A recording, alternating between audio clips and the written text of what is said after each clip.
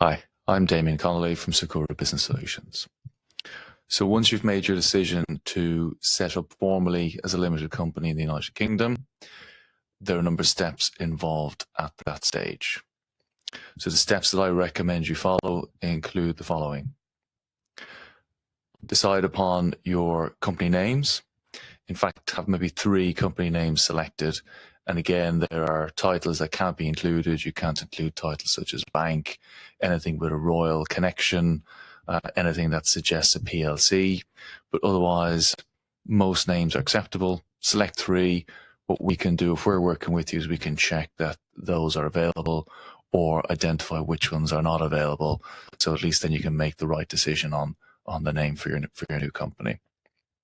The next thing I do is put together who your directors and officers are going to be for the limited company. You don't need to have a company secretary for your limited company, but you do need to have at least 1 director. In my view, it probably makes sense to have 2 directors on the company. Then you make sure that you've got your addresses.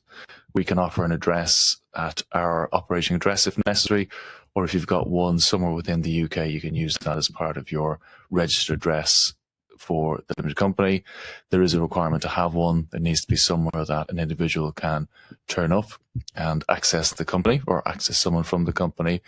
And also it needs to be an address where mail can be picked up and responded to.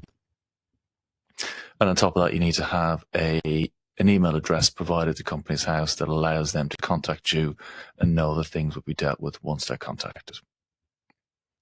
Once we've got all those details, we will typically do the KYC process on all of those officers and any additional KYC on the shareholders or owner of the business.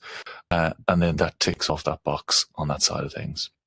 Once we've got all the information in hand, we can then action the incorporation. You'll usually have the confirmation of your limited company within about 24, 48 hours. And once we've got all those details, then we can move on to registering for the various taxes that need to be applied for. So typically I'd recommend registering for VAT pretty much immediately. Corporation tax will happen automatically, and then we can apply for any payroll or any other taxes that need to be applied for at that time.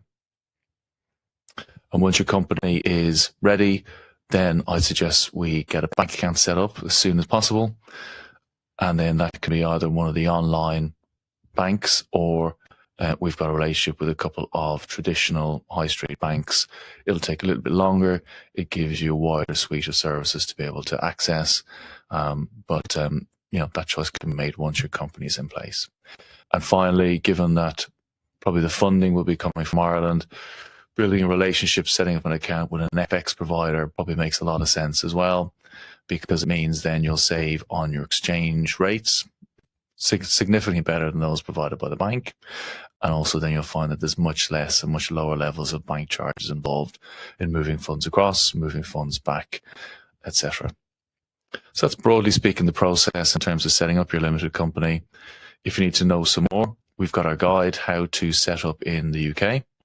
And also then if you want a copy of that, email me and I'll send a copy across to you, or contact me through LinkedIn. And again, I'm happy to DM a copy back to you as well. And finally, for more information on setting up in the UK, go to our YouTube channel where there's other videos on